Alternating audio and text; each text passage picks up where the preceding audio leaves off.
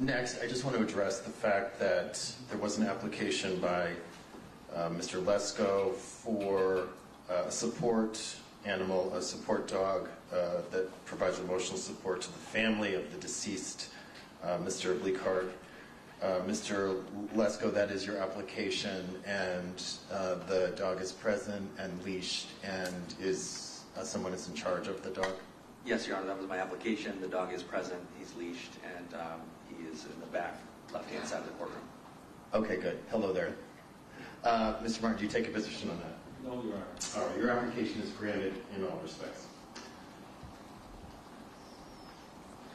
Next, with regard to the predicate statements that are attached to the indictment, the CPL 400.21 section, Mr. Martin, what's your client's position with regard to admission of first and second count?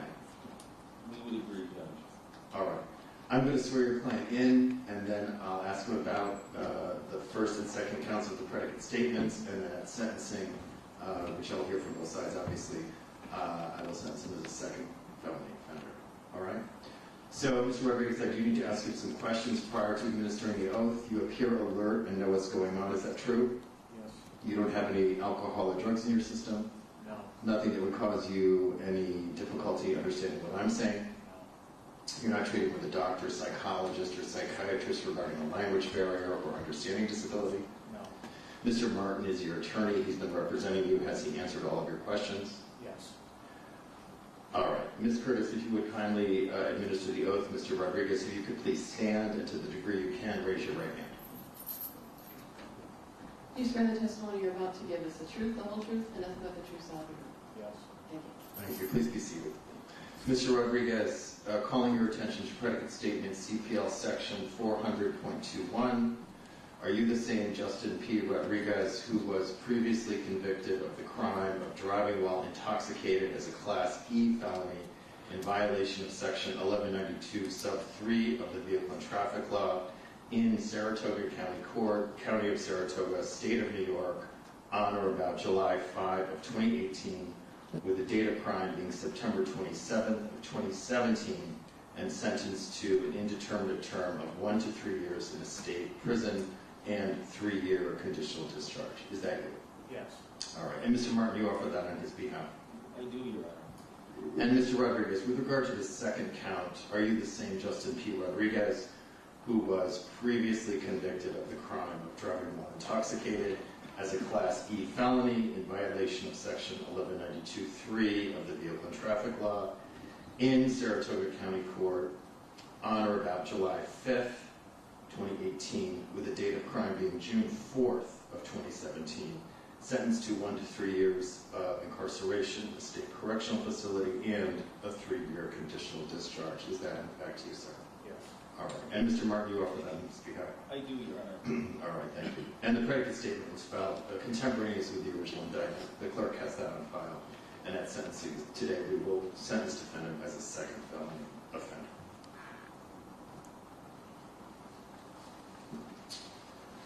All right.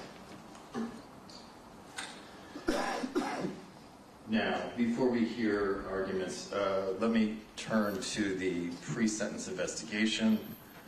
Mr. Lesko, have you had an opportunity to review the pre-sentence report? And if so, do you have any modifications? I have reviewed it, Your Honor. I don't have any modifications. All right, very good. Mr. Martin, have you had a chance to review it? And if so, do you have any modifications? I have reviewed it, Your Honor, and I have no modifications. All right, thank you very much. Mr. Lesko, do you or does anyone else wish to be heard prior to the court's imposition of sentence today? Yes, Your Honor. Alex, the victim's mother, the victim's mother, would like to speak. Beth Shropshire Bruno, please. All right, Beth Ann Shropshire Bruno. Good afternoon, ma'am. Come on up. The court officers will assist you and will have you testify or make your statement right from the witness stand.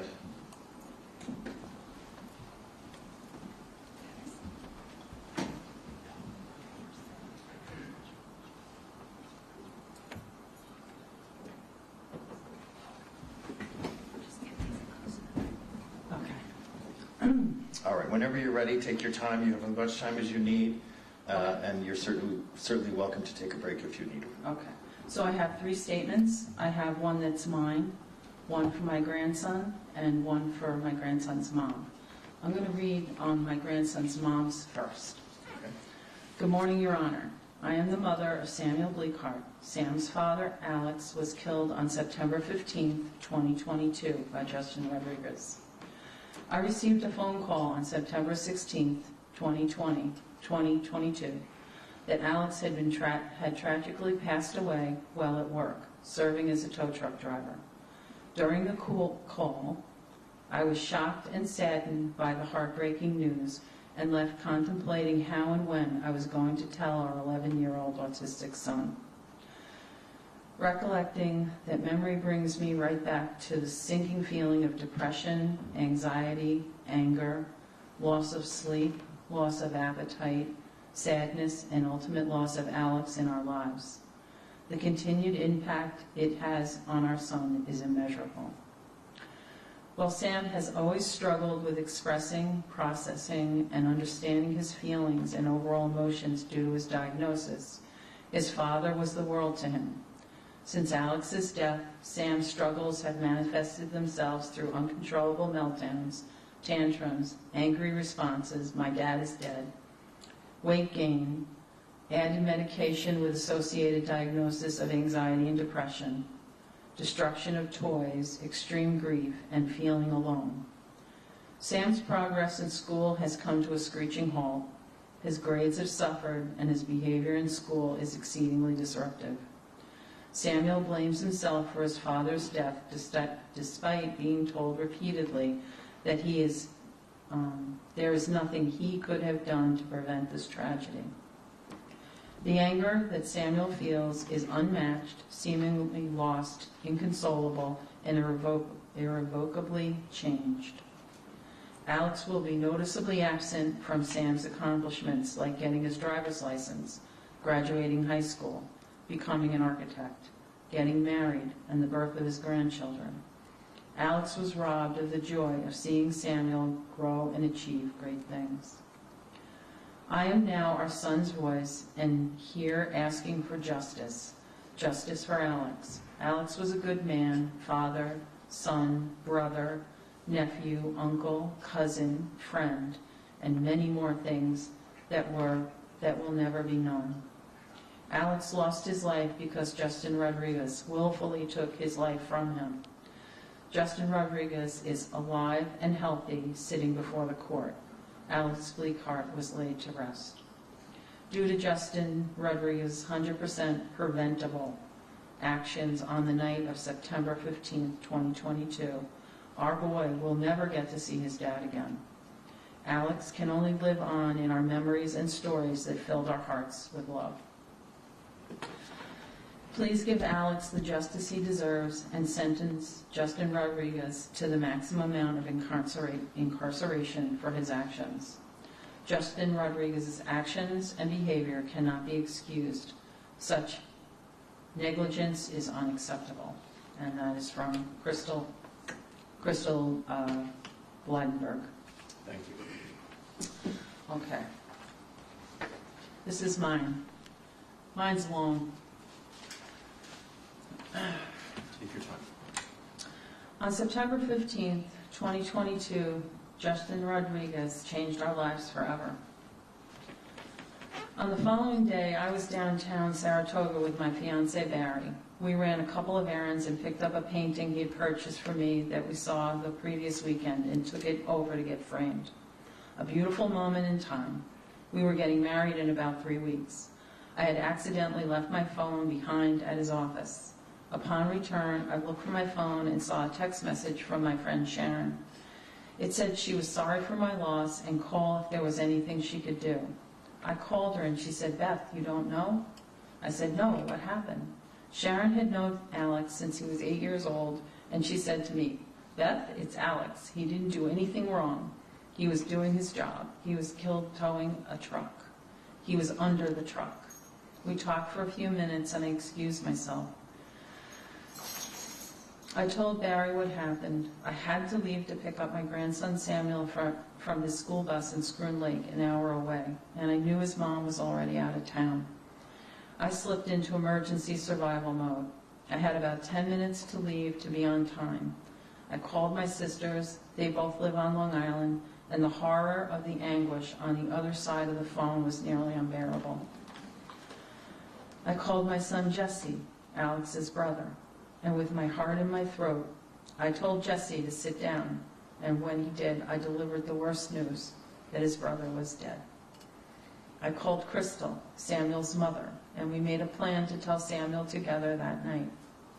This meant that I couldn't tell him until around 10 that evening because I knew he would need his mom for this. I felt like a monster spreading an evil cloud of misery with each phone call I made to family and dear friends. I went right past marker 339 on the Northway and saw the evidence of a horrific wreck left behind. A huge blackened area, the place where Alex died. Was Alex burned to death? My aching heart, it was surreal. It couldn't be true. Shock settled in.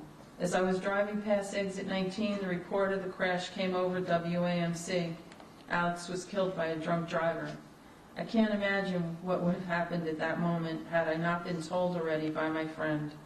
She still feels horrible to have been the one to break the news to me, but I'm thankful it was her. I met Samuel's bus. The next 7.5 hours were pure hell waiting to tell Alex's son, Samuel, that his father was gone forever. We always think there will be time, but time was stolen from Alex. Alex was not speaking to me at the time of his death.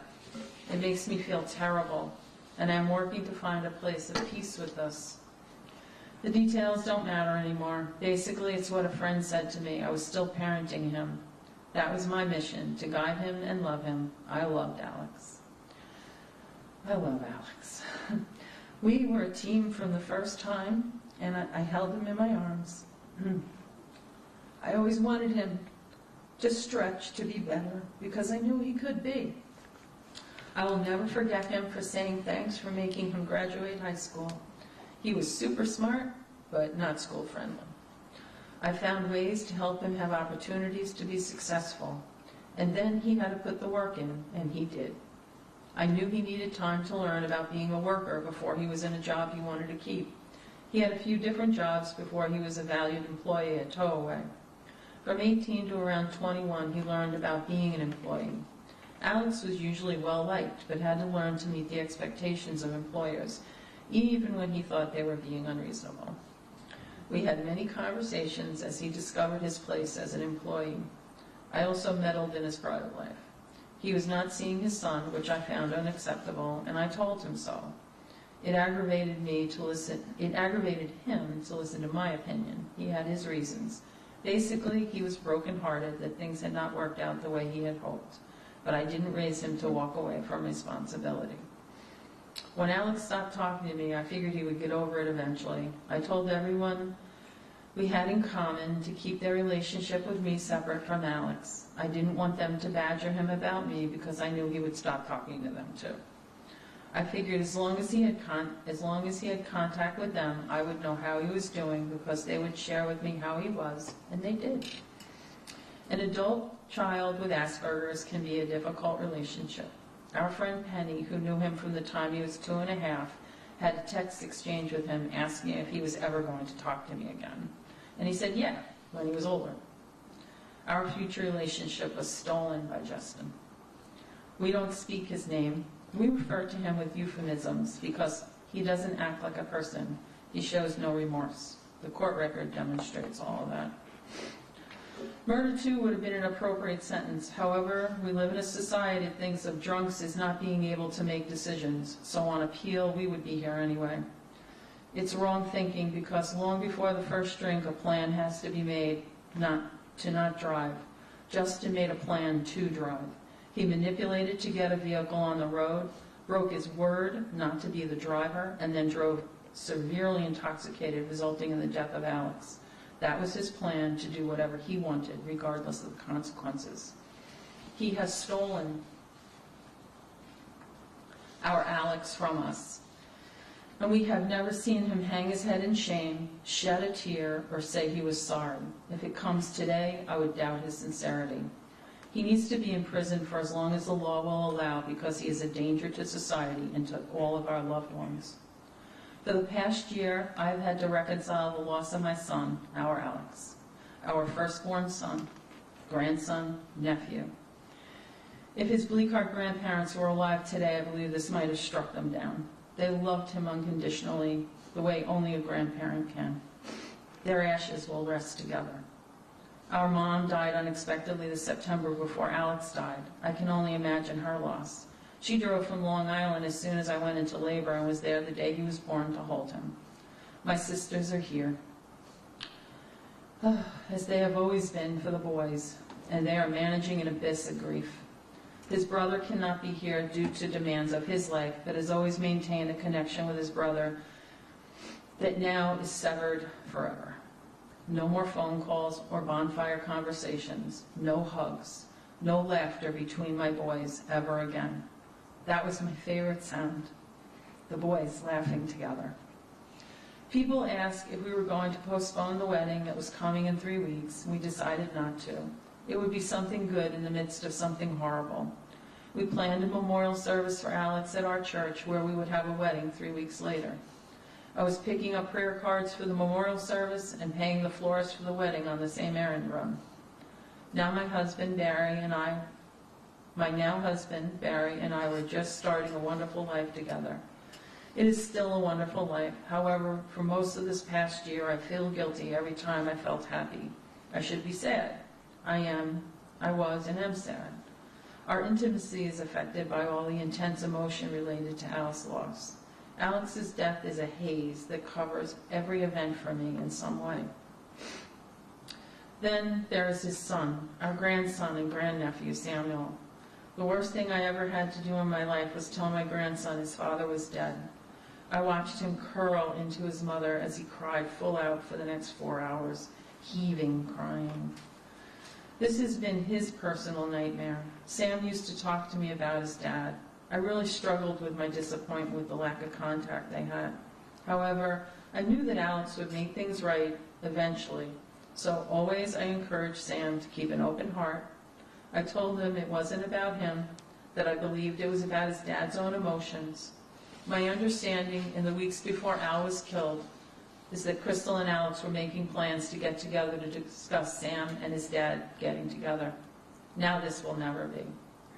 Sam will never have that experience. Sam will never get the chance to hug or hear his dad laugh again, play with him, or learn from him, and can only hear his voice in the few videos we have of the TikToks his dad made.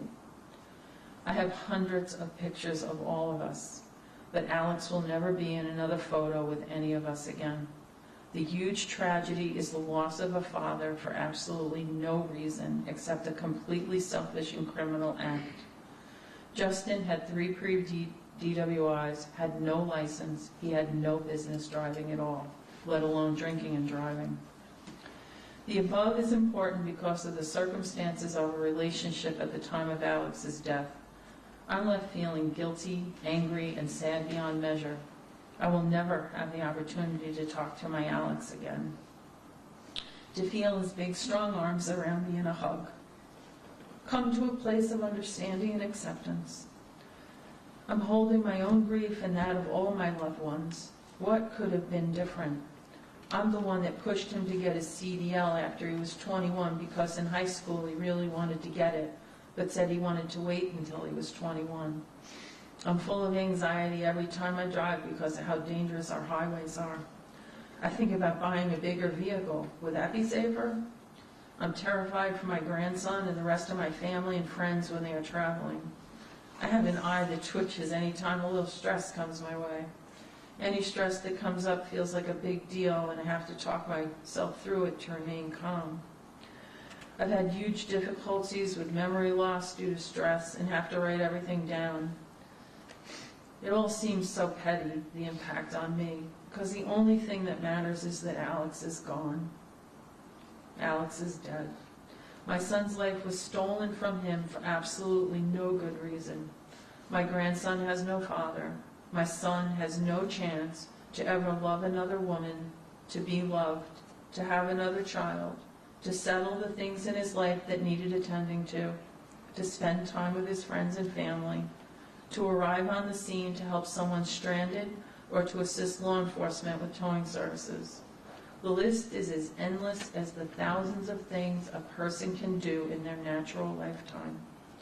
Alex's life was stolen by Justin, and justice would be a year in prison for every year Alex had left in his life.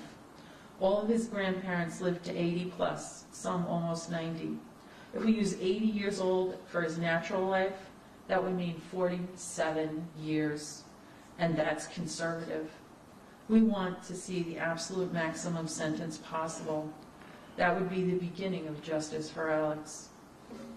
That's mine. And the last one is from his son. All right, thank you very much. Your Honor, my name is Samuel Bleickhardt. My dad, Alex, was stolen from me on September 15, 2022 by Justin Rodriguez. I was 11 years old. Justin Rodriguez drove drunk and on drugs when he hit a disabled box truck that my dad was getting ready to tow away because my dad was a tow truck driver. When Justin Rodriguez killed my dad, he ruined the rest of my life that I would have with him. He will never be there for any of my regular stuff or special parts of my life, like meeting my first girlfriend, moving up in school, graduation, prom, helping me get my license, seeing me drive, or anything else he would have been there for if Justin Rodriguez hadn't killed him. I am mad, sad, angry, hurt, heartbroken, and just feel so terrible. I have always struggled to understand and process my emotions and feelings. This horrible and terrible loss of my dad in my life has made me not want to do anything. My education is suffering. I can't focus on what I should do, because I can't stop thinking about my dad. It's been the worst year ever and will be forever terrible. I want justice for my dad, Alex Bleickhardt. Justin Rodriguez deserves the maximum. It's not fair that he is living and my dad isn't. Thank you very much, Ms. Shropshire-Bruno.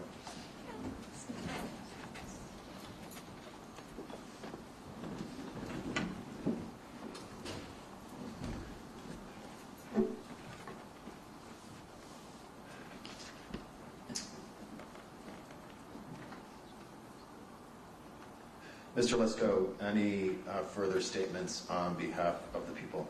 Yes, Your Honor. Raymond Bleickhardt. Mr. Bleickhardt?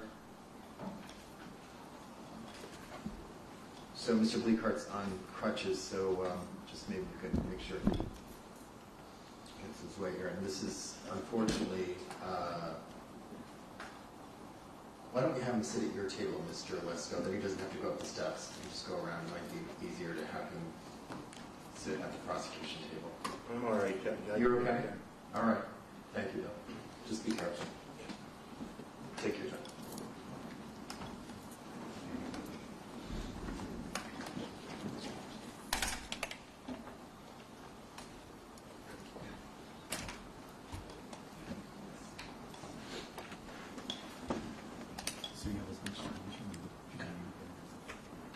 Okay, thanks.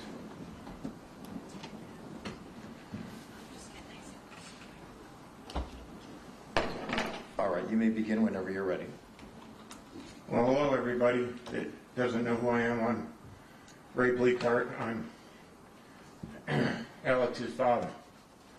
And I think all the sentiments that were just expressed by Alex's mother are the same that any trauma and drama in the family would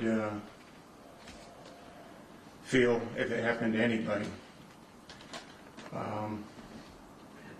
I'm just here to ask the court, ask the judge to impose the maximum incarceration on all the charges that the jury has found Mr. Rodriguez guilty of pertaining to this case.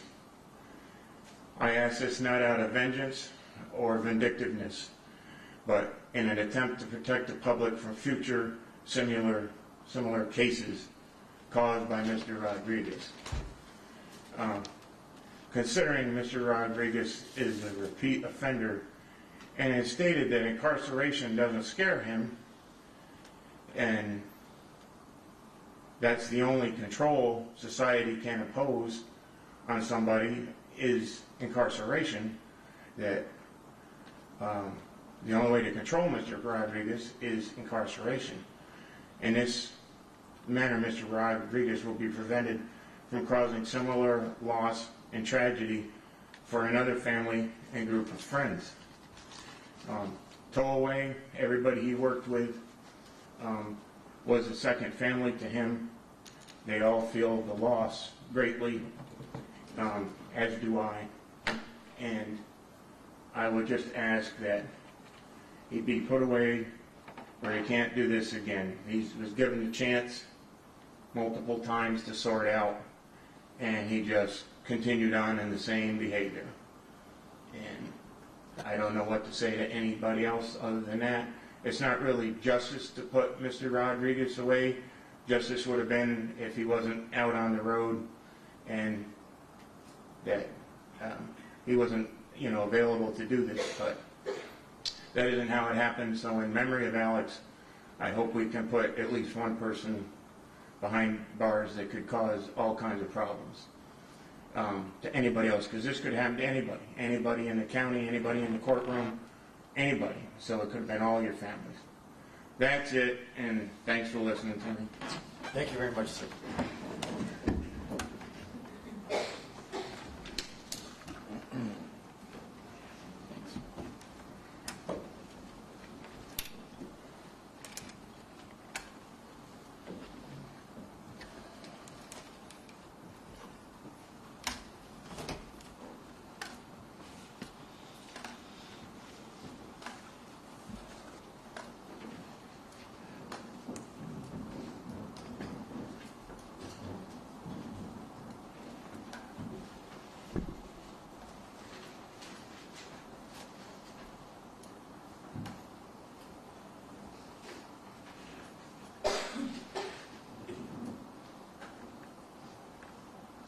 All right, thank you very much, Mr. Bleickhardt. Mr. Lisko, do you or does anyone else wish to be heard further? I have some brief remarks, Your Honor. All right, go right ahead. I'm going to sit. That's fine.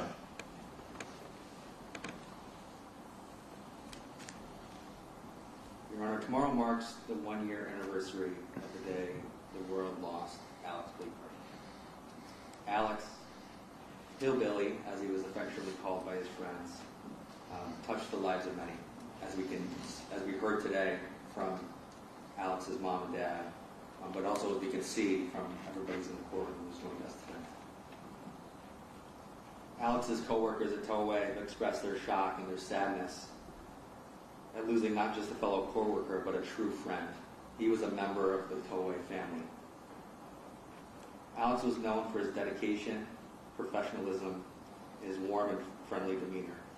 Many of our local law enforcement knew Alex by name and knew him by him and his dog Moose, who would routinely attend disabled vehicles and calls that involved the police.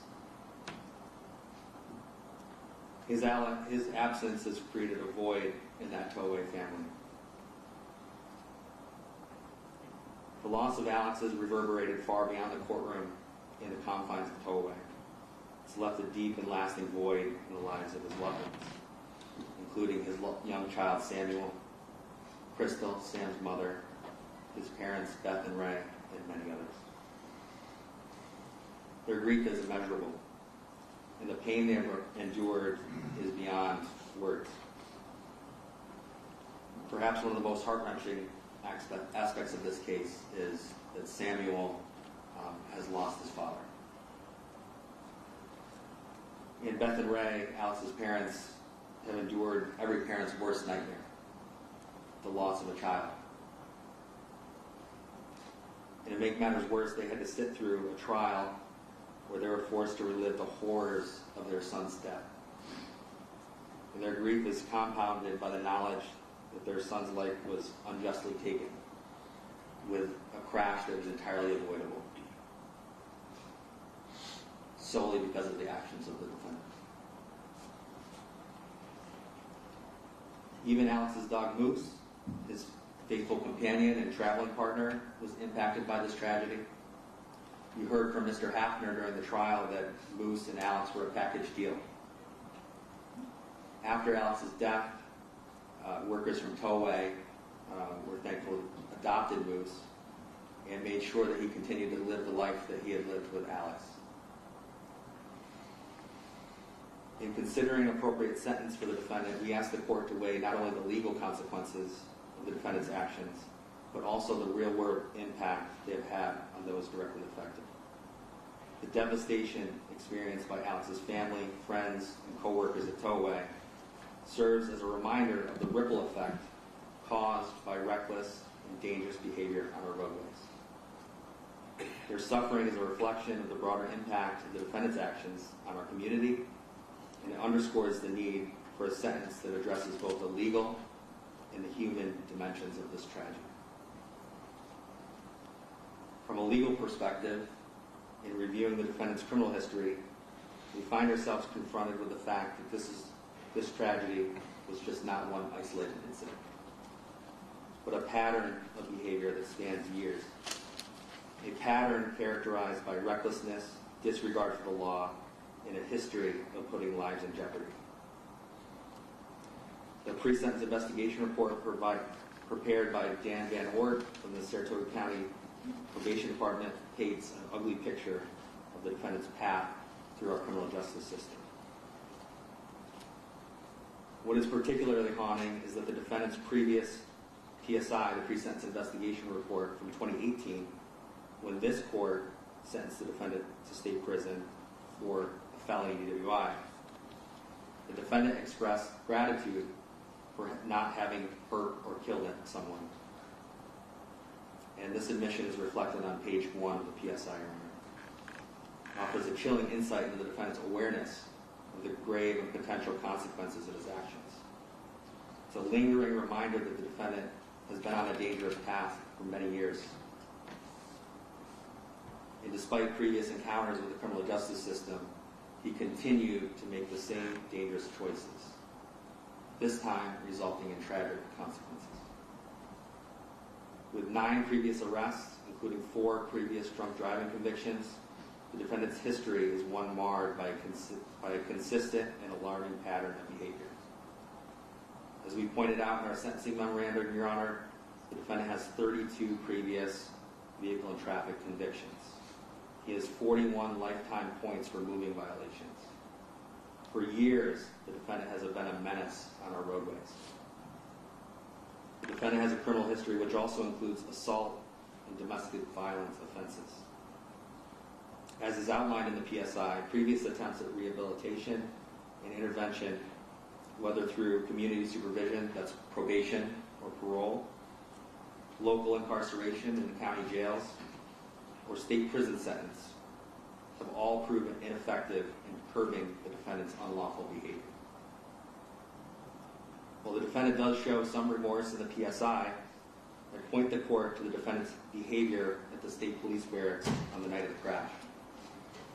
After being told by senior investigator Matthew Britton and investigator Dugard from the state police that he had killed Alex, his only concern was for the location of his truck and the personal items inside. He even went on to say that he didn't care and he was fucked regardless, displaying a complete lack of remorse. We submit to you, Your Honor, that those statements show the defendant's true character.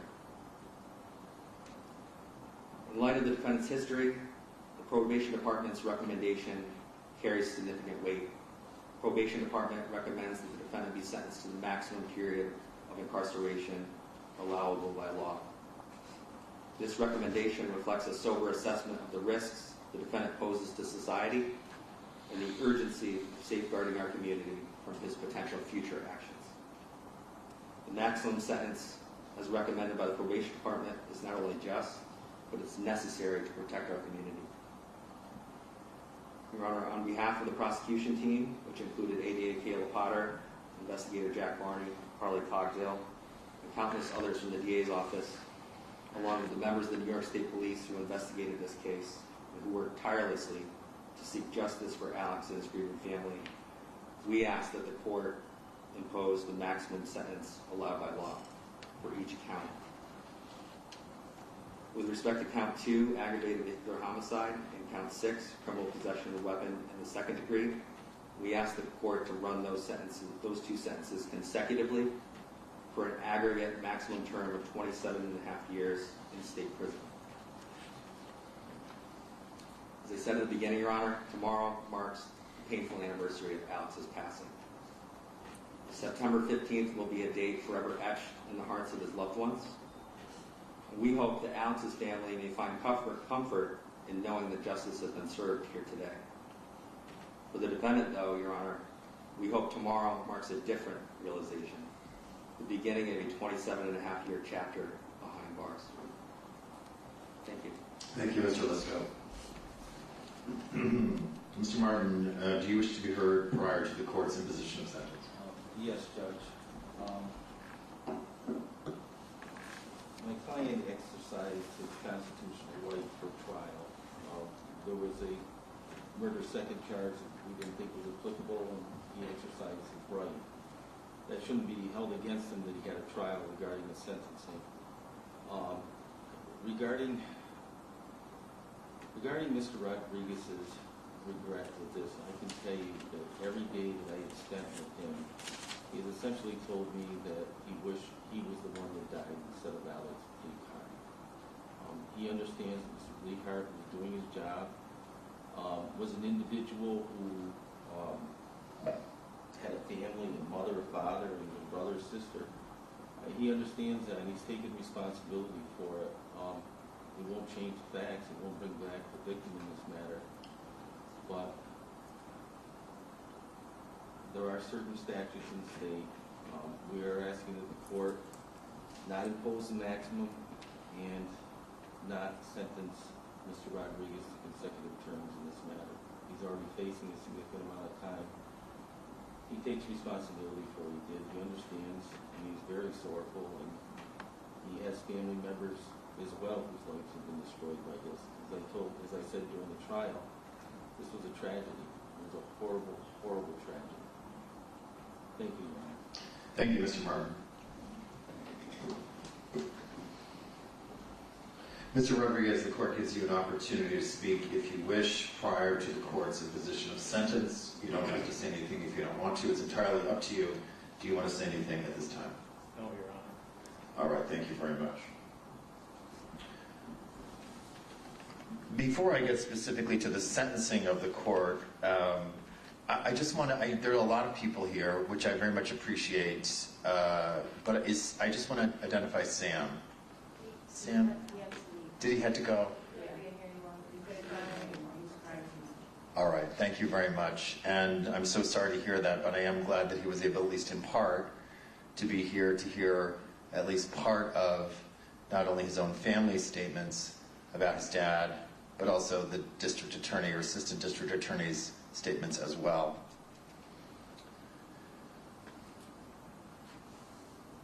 The one thing I wanted to communicate to Sam, though, was that there was a statement that he thinks or believes in part that he is somehow, some way responsible or could have changed the outcome of what happened.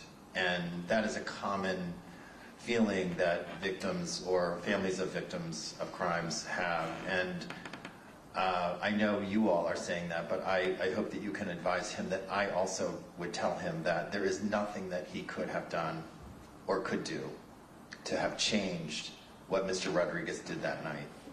Mr. Rodriguez did exactly what he wanted to do and what he intended to do and what he recklessly engaged in.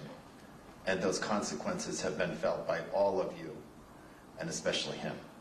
And that was inevitable, and nothing could have changed that. Certainly he could not have.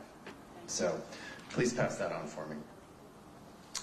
Mr. Rodriguez, you stand before this court having been convicted of aggravated vehicular homicide, manslaughter in the second degree, criminal possession of a weapon in the second and third degree, aggravated driving while intoxicated, driving while intoxicated 2 separate counts as felonies, driving while ability impaired by the combined influence of drugs and alcohol, aggravated unlicensed operation of a motor vehicle in the first degree, reckless driving, leaving the scene of an incident without reporting, and violating the move over law.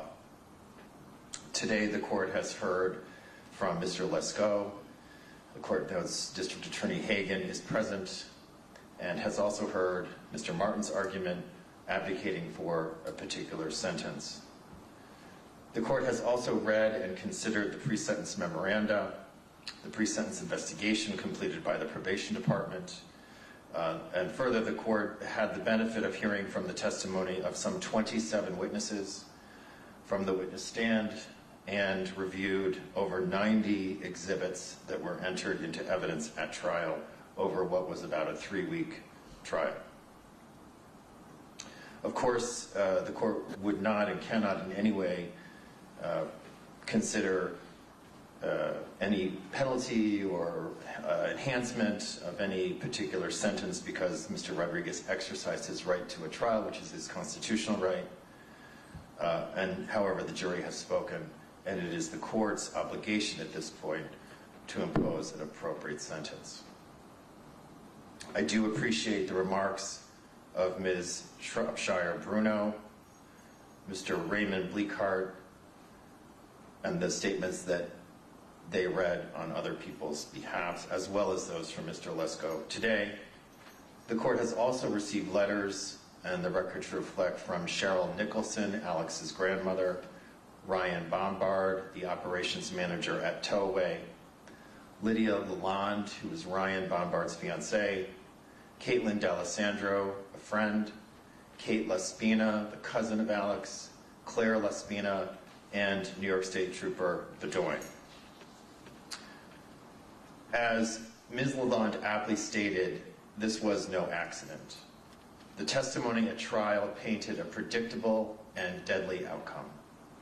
After drinking at the bar for hours and becoming visibly impaired, as we all saw from the digital recording of Applebee's, the bartender and the patrons of Applebee's testified, Mr. Rodriguez, you were given many, many chances to make a good, safe, and sound choice of not getting behind the wheel of your truck.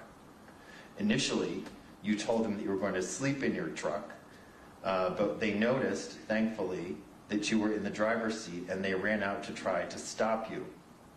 One of the patrons even tried to pull you out of the vehicle and physically stop you from driving away, but unfortunately you were able to evade him. Instead, you became angry, hostile, and sped out of the parking lot of Applebee's, crashing into a barrier that divided Applebee's from Hoffman's Car Wash.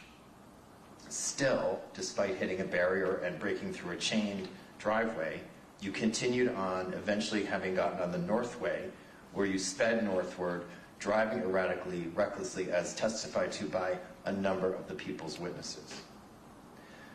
Meanwhile, law enforcement was searching for you. It was then that you collide with Alex Bleickhart's tow truck, ending the life of a 33-year-old father, brother, son, grandson, cousin, friend, and beloved employee, and friend of so many who are gathered in the courtroom today. And how ironic it is that he was there only because he was trying to help someone, a stranded motorist whose truck had broken down.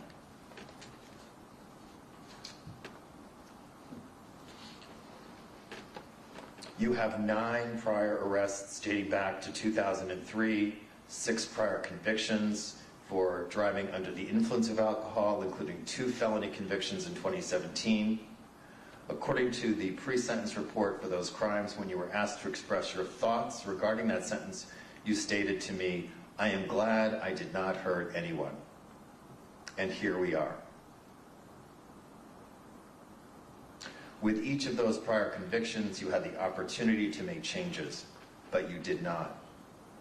You continued to drink, use drugs, and most importantly, and most sadly, and almost unbelievably, get behind the wheel of your vehicle. It's important for the court to note for the record that you did not even have a license for that vehicle, and you purposefully tried to evade law enforcement by falsely registering the title or registration of that vehicle to someone else because you had a lifetime ban of your license. You had been on probation.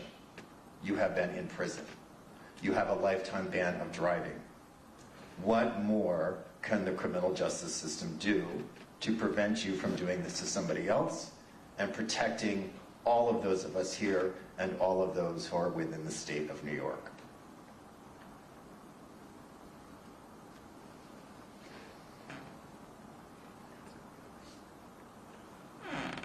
The tragic impact of your actions have been felt not only by Alex's family and friends, but by the community. I think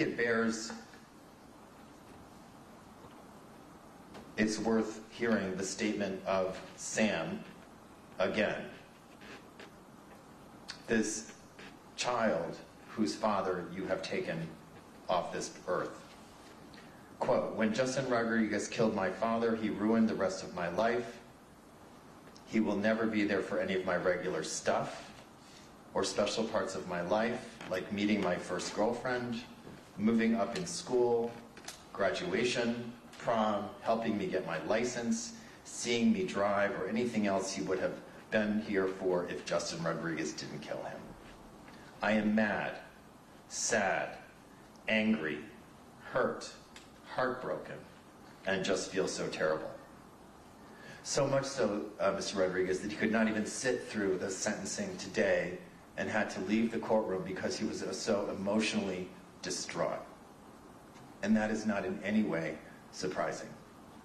But the blame squarely lays at your feet.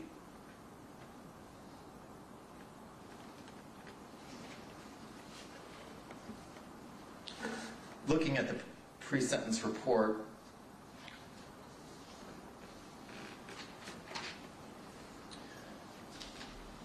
Mr. Van Oort points out the defendant's statements to this officer regarding the present offense were without emotion and appeared to be disingenuous. He fails to see the overall picture and how his continued criminal behaviors led to the death of Alex Bleickhardt. When discussing the defendant's actions with him, he expressed to this officer that he never considered what occurred to be a possibility and believed the worst-case scenario to be another DWI. The defendant's short-sightedness perfectly depicts the defendant's lack of understanding of the serious nature of his continued behaviors.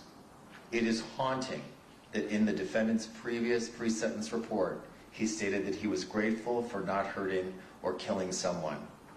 The defendant's thoughtless, selfish decisions will forever change the lives of countless people, and in this officer's opinion, the defendant should be sentenced with this in mind. I can assure you that you will be sentenced with that in mind.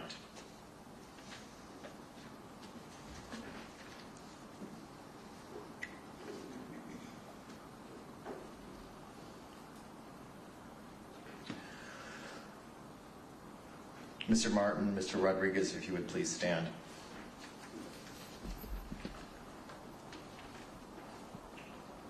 With regard to counts 2, 3, and 4, charging and being convicted of aggravated vehicular manslaughter, sentencing you as a second felony offender to the maximum term of an indeterminate term of 12.5 to 25 years. Those counts, 2nd, 3rd, and 4th, by operation of law, must run concurrently. With regard to count 5, manslaughter in the 2nd degree, the court sentences you to the maximum sentence of 7.5 to 15 years as an indeterminate term in a state correctional facility. With regard to count 6, criminal possession of a weapon in the 2nd degree, the court sentences you as a second felony offender to a determinate term of 10 years with 5 years of post-release supervision. Because that was a loaded, unregistered, unlicensed, semi-automatic weapon, the court is ordering that the 10-year sentence shall run consecutively, meaning after the completion of the maximum sentence on the previously sentenced counts. With regard to count 7, criminal possession of a weapon in the 3rd degree, the court sentences you to an indeterminate term of 3.5 to 7 years, which is the maximum sentence, and by operation of law, that must run concurrently with count 6 of criminal possession of a weapon in the 2nd degree. With regard to counts 8, 9, 10, 11, 12, and 14, the court finds that those are inclusory, concurrent counts for the previous convictions, and as such must be, by operation of law, dismissed as covered by other convictions by verdict of the jury. Counts 15 and 16, the traffic infractions, the court shall sentence you to 15 days on each to run concurrent with counts 2, 3, and 4. The court does sentence you as a second felony offender. The court also imposes a $375 statutory surcharge and a DNA order. If that surcharge is not paid within 60 days, the court will convert it to civil judgment. The court sentences you to $1,570. If that's not paid within the next 60 days, I will convert that to civil judgment. I will order a DNA order be submitted. Defendant's DNA shall be taken and put into the DCJS database. Mr. Martin, are you providing that to the clerk? Yes, I am, Your Honor. Thank you. Lastly, Mr. Rodriguez, the court advises you, if you feel you've been subjected to any illegality or injustice during this proceeding or any prior proceeding, you must, within 30 days of today's date, file a notice of appeal upon the Saratoga County District Attorney's Office and the Saratoga County Clerk. I am filing the original DCJS report with the clerk of the court, as well as the PSI, which is the original, and the People's Motion sentencing memorandum with the clerk. Ms. Kurtz, if you could come up and say.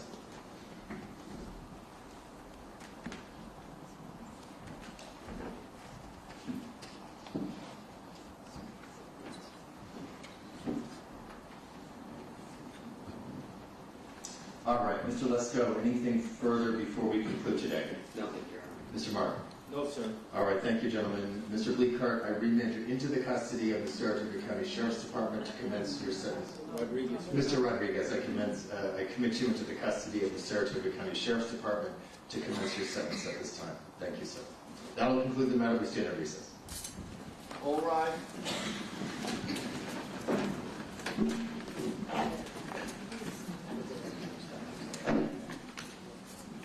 We going down back?